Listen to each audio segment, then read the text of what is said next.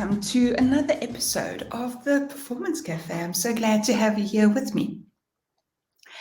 And today I have a really interesting reflection to share. And it's certainly not an aha moment. It's something that we know, but I think it's something that we sometimes take for granted. And it's good to get a reminder every once in a while.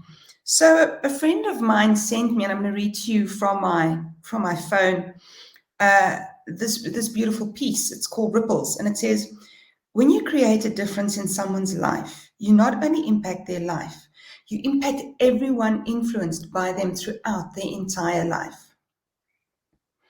No act is ever too small. One by one, this is how to make an ocean rise.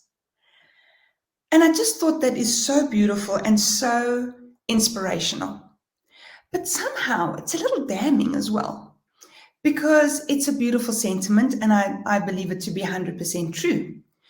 But at the same time, we have to ask ourselves, if we have that impact, we've got to ask, what are the ripples we are causing? And right now, with COVID being around, we're so full of energy. I always think of our emotions as a little console bottle inside of us. And this little bottle is so full of everything.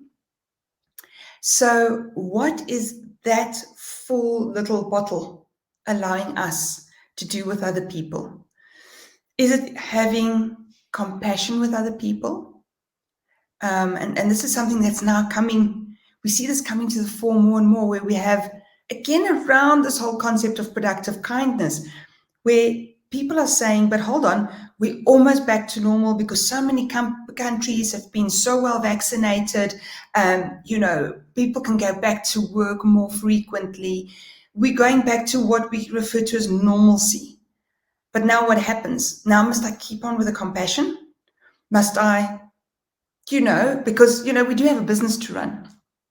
And I think the answer there is a really interesting one, is that as long as your console jar, your little console bottle, can handle passing off more compassion, I think stick with it. Because it's an interesting thing that, yes, we, not so much in South Africa because our vaccine campaigns haven't gone that well, but overseas I can see how people are starting to, go out and they only have to wear masks when they enter a building and not outside when they're in, like walking down the street or whatever. But at the same time, life has never been easy. What we've been through has been massively traumatic. I get that. But at the same time, people are still going to, once COVID has come and gone, let's assume that there's a version of COVID that goes and we don't have to face the pandemic every day anymore.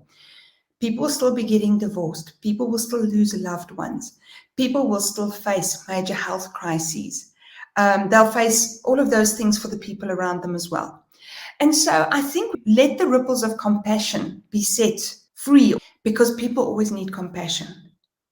And I think it's a really important time now to sit and reflect and say, what did I learn about balancing compassion and productivity so that I've got that productive kindness? And how much of it can I keep? And how much can I instill in my team? Because remember, we've also said in previous episodes that we don't necessarily need to be the sole person who's practicing productive kindness. As a manager, as an entrepreneur, as an employer, it's not just for us. We actually can pull in our teams and have all of our teams act in a productively kind fashion, in a supportive fashion, in a compassionate fashion, so that we can carry on with this, but that we never shirk our responsibilities and people are still held accountable. So may the ripples of productive kindness be with you this week. I hope that all goes well. I will see you on Friday with a new coffee companion, a lady who's going to speak to us about women on boards. Very interesting concept. And I look forward to seeing you on Friday for that. In the meanwhile, as always, if you found this valuable, please click on the subscribe button if you're on YouTube and like us, and then also pop the little notification bell so that we can, so that you can be alerted to the next episode. Also, if you're following us from Facebook or LinkedIn. We're glad to have you here. Please like, share, and comment. We always love to hear from you. And then, until Friday, I look forward to seeing you at the Performance Cafe.